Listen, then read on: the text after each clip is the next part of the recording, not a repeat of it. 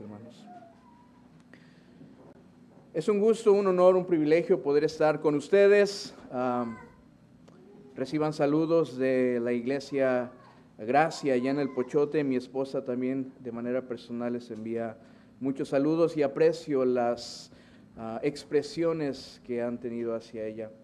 Es una muy refrescante bendición el ver cómo nosotros como iglesia, válgame la redundancia, apreciamos la iglesia. La iglesia es la amada de Cristo.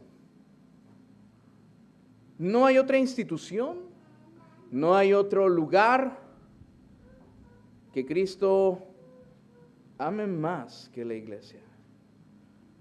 Le ha dado su sangre. Pensando en eso, mis hermanos, estaremos tratando de hablar un poco acerca de la unidad, pero no solo de la unidad, vamos a ver la razón de la unidad, vamos a ver los principios de la unidad. Y todo esto, mis hermanos, debo confesar que estos 4 versículos me tomaron unas 7 predicaciones, así que traté de condensarlas bastante. Prediqué Efesios hace unos 3 años allá en mi iglesia local. Así que traté de darles una especie de píldora condensada, o trataré de hacerlo en esta hora. Así que empezamos con este ruego que hace el apóstol Pablo.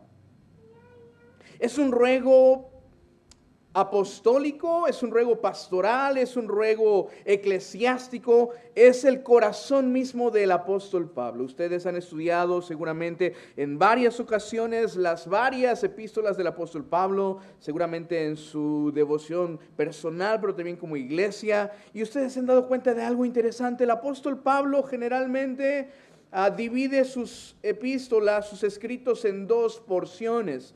En la primera porción, de manera general, él hace una disertación teológica muy profunda. Él enseña teología en los primeros capítulos, no es la excepción. Efesios, los primeros 3 capítulos son muy profundos en su enseñanza doctrinal y teológica, pero a partir del 4 nos comienza a enseñar la práctica, es decir, cómo luce, cómo se ve la doctrina que acaba de enseñar en los capítulos anteriores. Entonces, así es como comenzamos la sección. Y esta unidad cristiana debe ser una característica muy visible para todos, tanto creyentes como no creyentes. De hecho, en el libro de Hechos veíamos que la iglesia primitiva convencía a los de afuera por el simple hecho de su comunión, de su unidad, de su amor. Y los de afuera veían, y especialmente en el capítulo 2 de Hechos vemos estas expresiones, que eran convencidos, eran añadidos. Y mucho de esa influencia, mucha de esa participación activa de la iglesia era por su unidad y su comunión. Entonces aquí está el ruego del apóstol Pablo.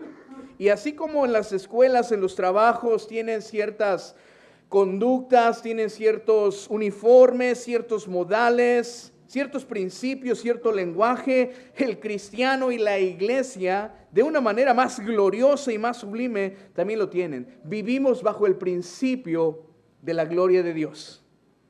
Toda nuestra vida vivimos bajo este principio, la gloria de Dios. Y mis amados hermanos, la unidad cristiana, la unidad de la iglesia, trae gloria a Dios. Trae gloria a Dios. Entonces quisiera que comenzáramos de manera viendo la condición de este apóstol Pablo. ¿Cuál es su condición en estos momentos? Ahí en el capítulo 4, él está preso. Su condición es que está preso y él les está enseñando de unidad. En una forma, él está aislado, pero no está solo. Él está enseñándole a los hermanos de la iglesia en Éfeso y por extensión a todos nosotros que aunque la condición pudiera ser aislado en una celda, es necesaria la unidad. Es necesaria la unidad. Entonces, viendo esta condición como prisionero, por causa correcta o por causa del evangelio, él no se va a desanimar.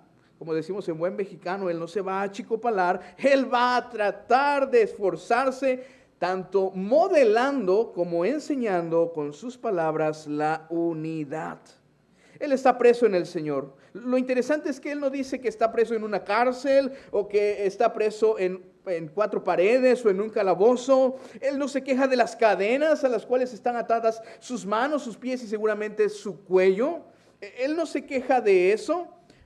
Él está diciendo que es preso en el Señor, es decir, él está preso por las causas correctas. Él está en una condición de prisión, pero por la causa de Cristo. Y en un sentido es el costo de vivir en Cristo, mis hermanos. En un sentido, cualquier costo es digno viviéndolo por Cristo y para su gloria. Su condición es una condición de dignidad. Aunque está preso, Él está rogándoles que anden como es digno. Él está preso, pero sigue en una condición digna. Pensamos nosotros en los que están presos en nuestro contexto. La mayoría de ellos han cometido actos atroces, vergonzosos, han transgredido la ley, han hecho cosas terribles. Pero Pablo va a hablar de dignidad.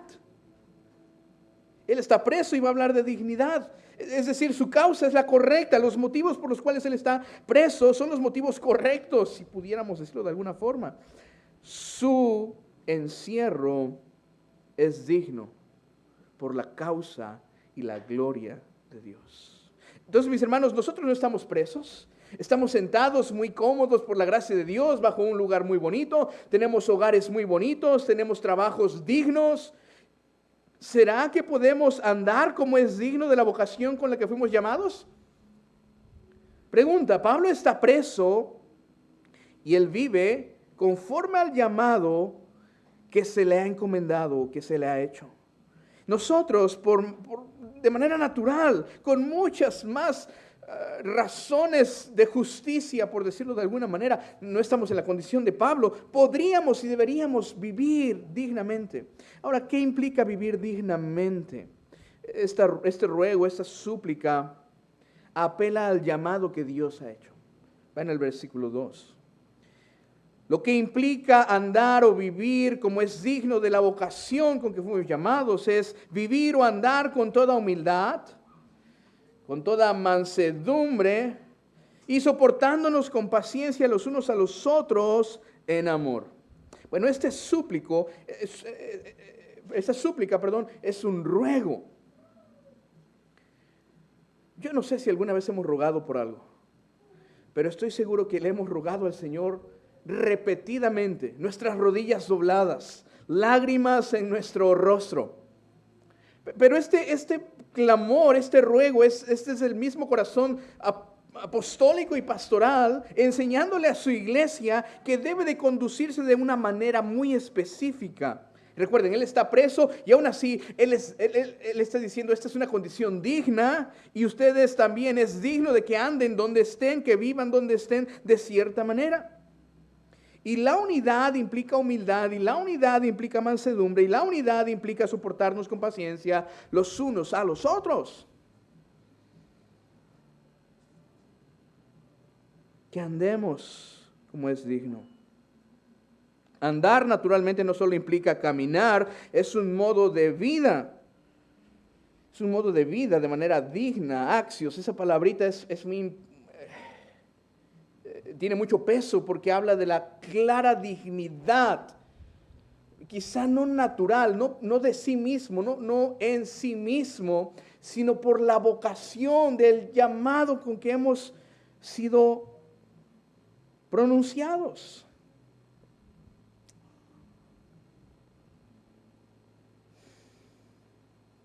Tenemos entonces el llamado a la vida digna como una vocación. Y podríamos encontrar esta vocación o este llamamiento en múltiples pasajes. Juan 6:44, ustedes lo saben de memoria. Ninguno puede venir a mí si el Padre que me envió no la trajere, yo le resucitaré en el día postrero. Es un llamamiento. Tenemos que venir a Él, pero al Padre, pero por Él, por Cristo. Romanos 6:30 nos dice, y a los que predestinó, a estos también llamó, y a los que llamó, a estos también justificó. Y a los que justificó también glorificó. Hebreos 3:1, por tanto, hermanos santos, participantes del llamamiento celestial, considerado el apóstol y sumo sacerdote de nuestra profesión, Cristo Jesús, el apóstol por excelencia, el sacerdote el sumo sacerdote real, Cristo Jesús. Filipenses 3:14, prosigo a la meta, al premio del supremo llamamiento de Dios en Cristo Jesús. ¿Qué llamamiento tan asombroso tenemos? Iglesia, Dios te ha hecho un llamamiento, Dios te ha llamado y te llama el día de hoy a andar como es digno de esta vocación. Comencemos a ver un poco acerca de la humildad, si me permiten. ¿Qué implicaciones en nuestra vida tiene la humildad? Oigan, ciertamente el apóstol Pablo era una de las personas más humildes que podríamos encontrar en la Biblia. Grandes personajes, hombres famosos en la Biblia. Moisés, quizá el hombre que es descrito como el hombre más manso que ha pisado la tierra. David, aunque también batalló con el orgullo, sus expresiones de humildad fueron vastas. Pero sobre todo de nuestro Señor Jesucristo, quien expresó: aprended de mí, que soy manso y humilde de corazón. ¿Qué implica entonces vivir en humildad? ¿Qué implica? ¿Qué quiere decir el apóstol Pablo estando preso que debemos de vivir en humildad? Bueno, aprendamos de Jesucristo. Allí en Mateo 11:29 que acabo de citar, encontramos esta virtud que debería ser una de las virtudes más deseadas por los humanos. Pero generalmente cuando platicamos con algunos otros hermanos y les preguntamos: oye, ¿qué virtud te gusta más? ¿Qué gracia te gusta más? Todos pensamos quizá en la sabiduría, pensamos en la correcta administración, pensamos en la elocuencia, pensamos en otras virtudes que ciertamente son buenas, pero en pocas ocasiones escuchamos a alguien decir: yo quisiera ser humilde. Yo quisiera ser humilde. Bueno, en mi experiencia, quizá me falla la memoria, pero hasta hoy no he escuchado en una plática casual que alguien diga: ¿sabes qué, pastor? ¿Sabes qué, hermano? Quiero ser más humilde. Es un poco disperso que alguien pida algo así, ¿verdad? Pero esa es una de las mejores virtudes a las cuales deberíamos aspirar como cristianos. Humildad. Y es que la humildad, o de la humildad brota la unidad. Bueno, ese concepto de humildad es contrario al mundo. El mundo te dice: ¿sabes qué? Pisa a quien sea, sube pisando a quien sea. Tú tienes que subir, tú tienes que brillar, tú no tienes que humillarte, tú no tienes que pedir perdón a nada, a nadie. Tú eres quien eres y así eres bueno. La humildad, como una virtud cristiana, nos hace ver nuestra condición. Hay himnos que expresan muy bien nuestra condición. Siendo un vil pecador, otro himno dice: siendo un gusano. ¿Cuál es nuestra condición? Bueno, la humildad nos lleva a ver esa condición como una condición en la que estábamos realmente apartados de Dios. Eso debe producir humildad en nosotros, hermanos. Eso debe producir una gran humildad. Para el mundo la humildad es sinónimo de debilidad. Si tú no eres humilde, o si tú eres humilde, tú eres alguien que no tiene carácter, alguien que no puede ser tomado en serio porque no puedes humillar a alguien más. Esa es la percepción del mundo. Un hombre sin fuerza. Pero nada más alejado de la verdad. La palabra del Señor nos enseña que la humildad implica fortaleza, carácter piadoso, estabilidad emocional, seguridad y sobre todo dominio propio. Bueno, aquí está el apóstol Pablo hablando de la humildad y él está preso. Y le está enseñando a los hermanos aspectos que los llevan a la unidad. Entonces, para los cristianos, esta forma de vivir en humildad es normal. O al menos debería serlo. Es la forma de vida más normal en la cual deberíamos de practicar cada vez más. Hermano, ¿y si otros me humillan? Bueno, parte del carácter piadoso es el soportar la calumnia, es el soportar el ser señalado, Es el soportar la burla. Oigan, hermanos, el Señor estuvo en la cruz y muchos lo señalaban y se burlaban. No nos interesa ganarle a todos para ser los más inteligentes, los más capaces, los más ricos. Nos importa honrar a Cristo y traer gloria a su nombre. La humildad trae gloria a su nombre.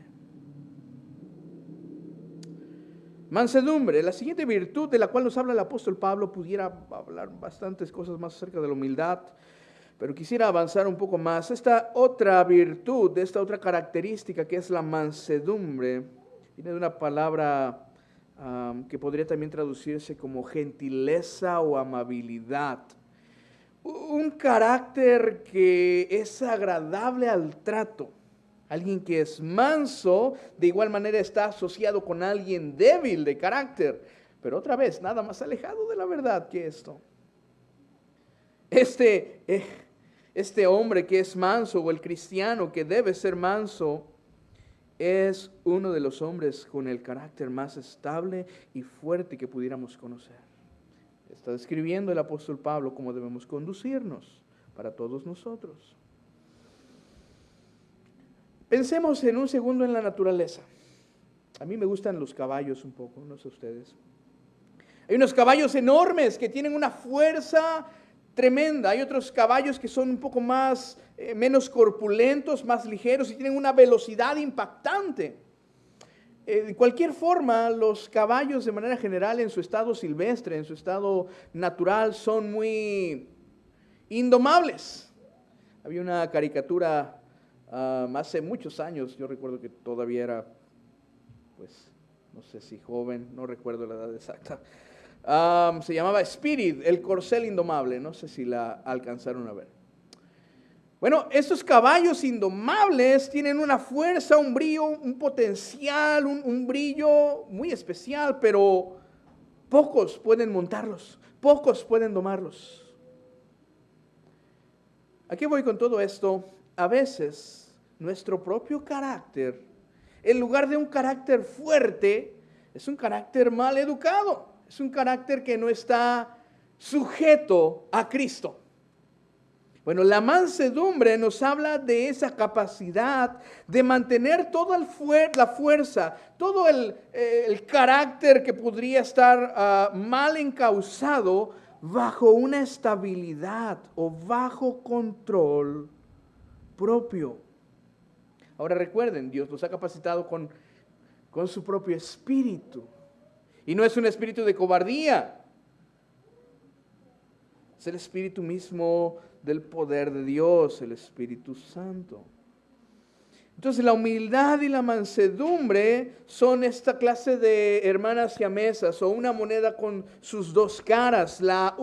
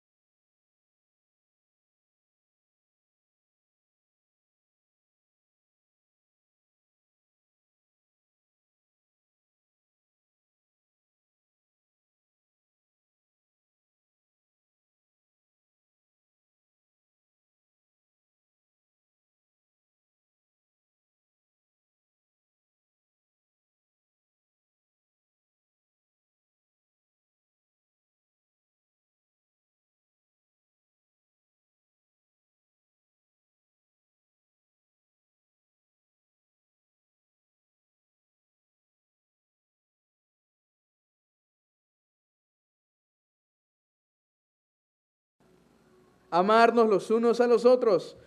El apóstol Juan tenía esta expresión, ¿verdad? Un mandamiento nuevo os doy, que os améis unos a otros.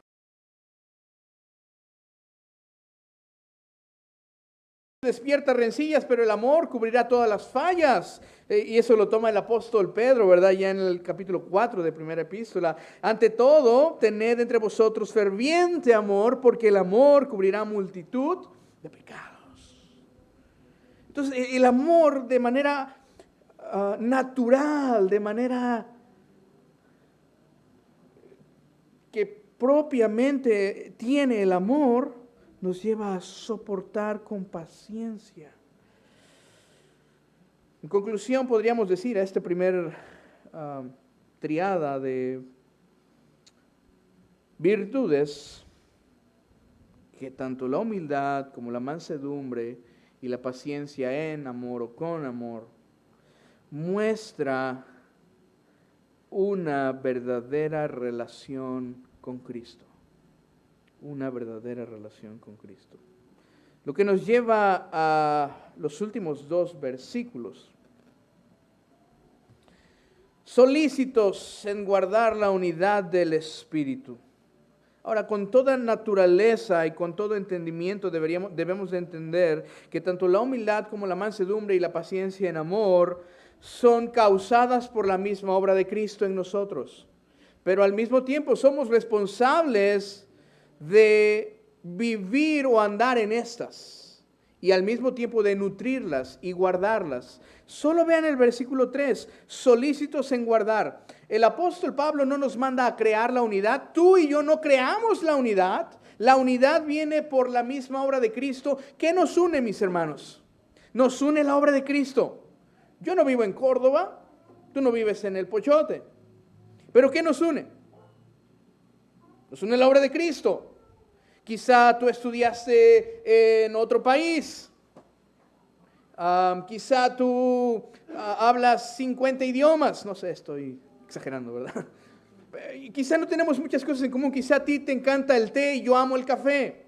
Quizá a ti te gusta el béisbol y a mí me encanta el básquetbol.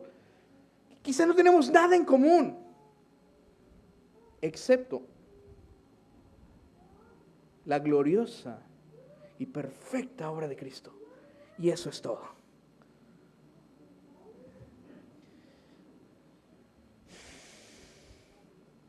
Cuando llegamos a entender que esta unidad es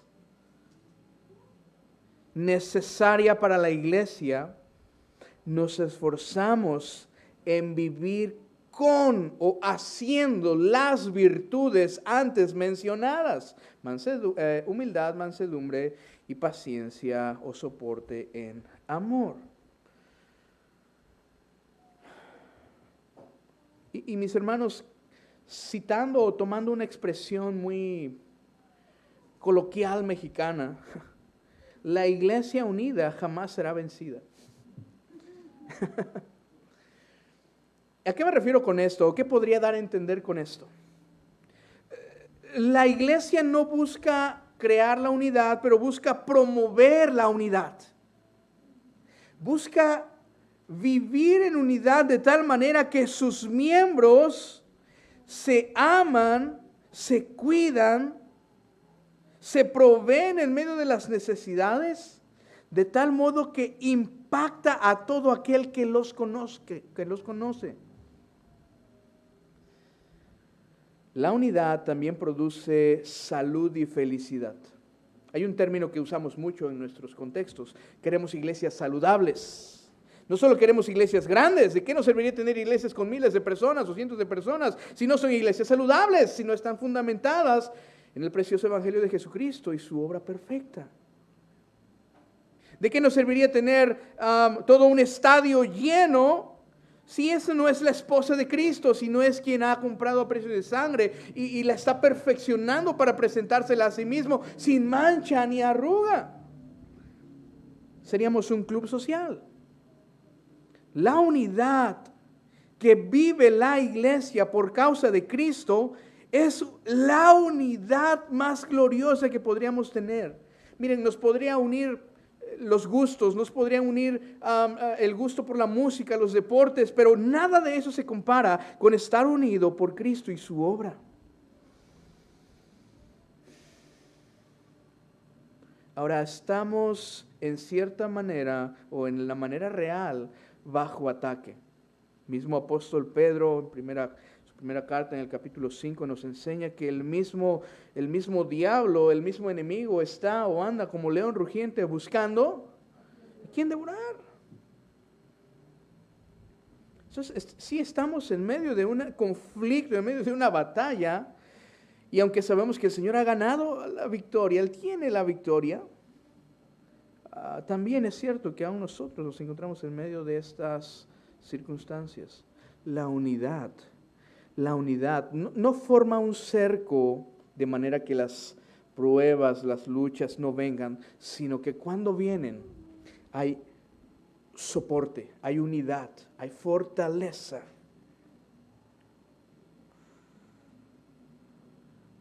Pablo no está hablando de la unidad organizacional. No está hablando de que al hermano fulano le toca el aseo y al próximo le toca evangelismo y al otro le toca, no sé, no es esa unidad organizacional. Debe de haberla, por supuesto que sí, pero no es esa la unidad a la que se refiere el apóstol Pablo. Está hablando de la unidad que surge de la obra de Cristo a través de su Santo Espíritu y es interna y universal. Es interna y universal. ¿Saben por qué podemos tener comunión nosotros, aunque somos de una iglesia local distinta? ¿Y saben por qué si vamos a Estados Unidos o a Brasil o vamos a cualquier otro país y vamos a la iglesia de Cristo, ¿saben por qué nos vamos a sentir en casa? Porque es la unidad universal que se halla en el cuerpo de Cristo. Y si hubiera una máquina del tiempo y viajáramos 500 años atrás o fuéramos hacia el futuro, 100 años adelante y llegáramos a una iglesia, mis hermanos, la misma obra de Cristo nos iba a mantener en unidad. Ahora, esta unidad nos lleva a luchar, a trabajar. Lo interesante que podemos ver en toda la Escritura es que la iglesia no es, o no debería ser, una iglesia miedosa, una iglesia que tiene miedo. No debería ser una iglesia que se cruza de brazos ante las profanaciones que hacen la sociedad, gobiernos. Es más, en la iglesia primitiva ellos preferían morir antes que quedarse callados. ¿Qué ha cambiado en nuestros últimos siglos? La iglesia se ha quedado callada. Pero la misma Escritura nos dice que ni las puertas del Hades prevalecerán contra la iglesia. Es decir, la iglesia está atacando las mismas puertas del Hades.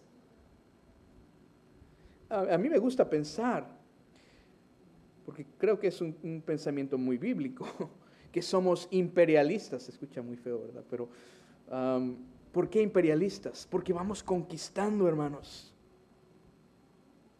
No es una iglesia miedosa, no es una iglesia que está perdiendo, es la iglesia que ha ganado. Bueno, la unidad produce esto. La unidad produce esto. Esta unidad es por la unidad la cual Jesús oró allá en Juan 17. Yo no estoy en el mundo, mas esos están en el mundo. Yo voy a ti para que, Padre Santo, a los que me has dado, guárdalos en tu nombre, para que sean uno, así como nosotros. Habla el Señor Jesús con el Padre en esta oración. Así como tú y yo somos unos, que ellos también sean uno con nosotros. Y nuevamente en el mismo capítulo, versículos más adelante, en el 21 y 23, o 21 al 23, nos habla acerca de que seamos uno otra vez. Esa unidad, amados, es gloriosa. Es disfrutable. Trae felicidad. Trae paz. Trae resultados inimaginables. Cuando estamos unidos, inimaginables en nuestro concepto o en nuestra mente, pero posibles por la obra de Cristo que nos mantiene unidos. Avanzamos un poquito más en el vínculo de la paz. Aunque la paz es un resultado de la unidad, cuando hay unidad hay armonía, cuando hay armonía hay perdón. La paz es una de las posesiones que más desean los hombres, de manera general, aún los inconversos. De hecho, irónicamente se hacen guerras en nombre de la paz, ¿no? Se cometen atrocidades en nombre de la paz. Qué ironía. Pero esta paz de la cual nos habla el versículo 3, que es el vínculo que mantiene la unidad, o que une o vincula la unidad, es la paz. La iglesia disfruta de la unidad y disfruta de la paz por naturaleza de la unidad.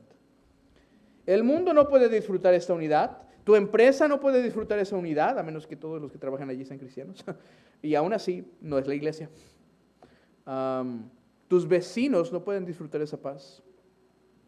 Es algo único que la iglesia puede disfrutar. Los gobiernos no pueden dar paz, y menos gobiernos tan tiranos como los que tenemos. Siempre fracasan en sus intentos de unir, siempre hay división, siempre la verdad va a destruir la mentira y por lo tanto va a traer división. Isaías 48:22 dice de manera asombrosa: no hay paz para los malos, dice Jehová. No hay paz. Y por la gracia de Dios, tú y yo somos justificados, perdonados, amados. Por lo tanto, disfrutamos de la paz.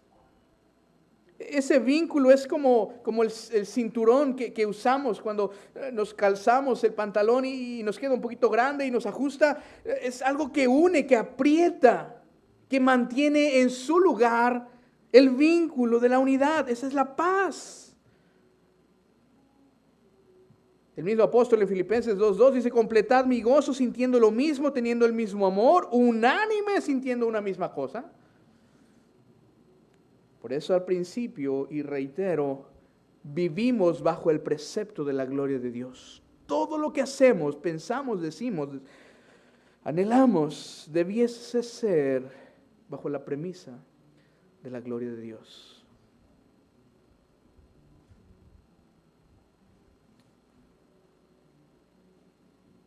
Para ir terminando, esta unidad espiritual es visible, es visible.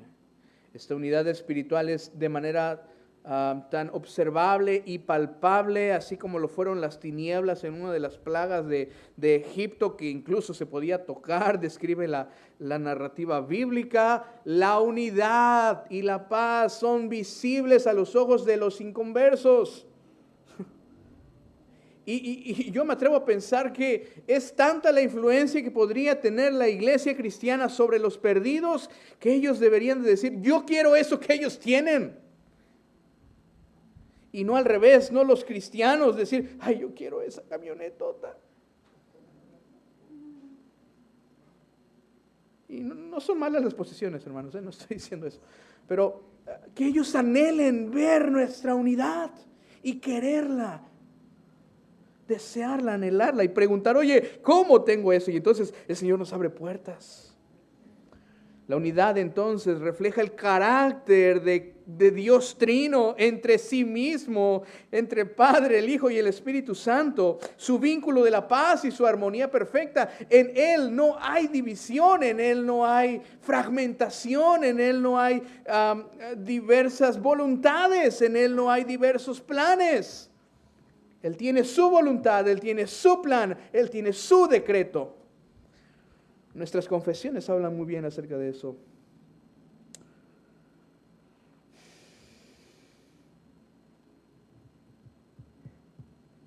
Versículo 4. Como la cereza del pastel. Un cuerpo y un espíritu. Como fuisteis también llamados en una misma esperanza de vuestra vocación. Nuevamente, la La palabra vocación en nuestro idioma aparece por aquí, aludiendo a este llamado que hemos recibido de parte de Dios. Un cuerpo, un espíritu. Un cuerpo, un espíritu. Noten esa palabrita, un. ¿Cuántas iglesias hay? Y no me refiero a iglesias locales. ¿Cuántas iglesias de Dios hay? ¿Cuántas iglesias de Cristo hay? La iglesia es una. La iglesia es santa. La iglesia es apostólica. No romana, mis hermanos. Pero somos cristianos. Y es una, es santa y es apostólica. Entonces, cuando hay un cuerpo, hay una iglesia, no importa si está aquí o si está a 17,500 kilómetros hacia el este, no importa dónde esté, es un cuerpo. El apóstol Pablo en la primera epístola de Corintios toma casi todo un capítulo para hablar de los miembros. Muchos son los miembros hacen una cosa, los miembros hacen otra cosa, y repite frecuentemente la palabra miembros. Pero su conclusión es, todos esos miembros forman un cuerpo. Un cuerpo.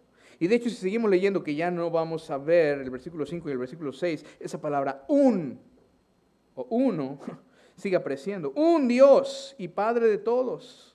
Perdón, el 5. Un Señor, una fe, un bautismo, un Dios y Padre de todos. Dios, en su gracia, su plan y su voluntad se cumple. Su iglesia permanece unida, aunque somos llamados a guardarla o promoverla, no a crearla. ¿Y cómo entonces la promovemos y la guardamos? Humildad, mansedumbre, soportándonos con paciencia los unos a los otros en amor. Un espíritu, obviamente hay solo un Espíritu Santo, un solo Espíritu de Dios, un solo Espíritu divino en la Trinidad.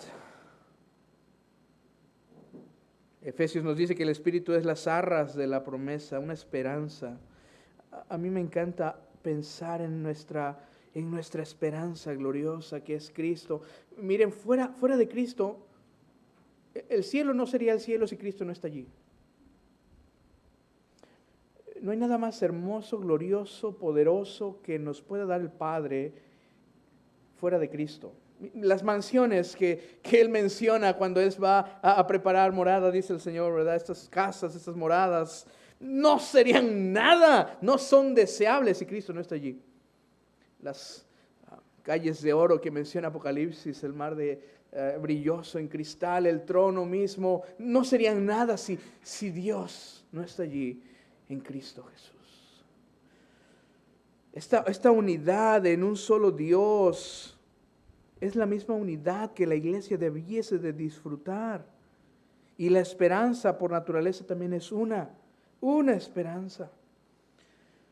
La esperanza no es ir al cielo nada más porque ya no habrá muerte, ni tristeza, ni dolor, como dice un estribillo antiguo, sino porque tenemos la esperanza de estar con Cristo por los siglos de los siglos. Amén. Mis hermanos, mi ánimo, al igual que el ánimo del apóstol Pablo, es que con toda humildad, mansedumbre y paciencia permanezcamos en unidad. Seamos ricos en promover o generosos en promover la unidad, sabiendo que esa triada de humildad, mansedumbre y paciencia abonan a la unidad. Entonces, mis hermanos, guardemos la unidad celosamente, ya que el Espíritu Santo de Dios habita en nosotros. Amén. Oremos. Buen Dios, que habitas en el cielo, en la tierra y en todo lugar, que riges con justicia y verdad. Apelamos a ti con el deseo de perseverar en la unidad, de crecer en ella, de tal manera que aún los que no te conocen quisieran formar parte de esta unidad. Señor, de tal manera que nuestras iglesias locales, al mismo tiempo de estar esparcidas por la geografía, podamos mostrar que somos una sola iglesia bajo tu dominio. Amado Señor, concede a nosotros las virtudes de la humildad, la mansedumbre y la paciencia, para que cada día mostremos tu carácter. Todo esto lo pedimos en el nombre y los méritos absolutos y gloriosos de Jesucristo, nuestro Señor y Salvador. Amén. Que el Señor les bendiga, mis hermanos.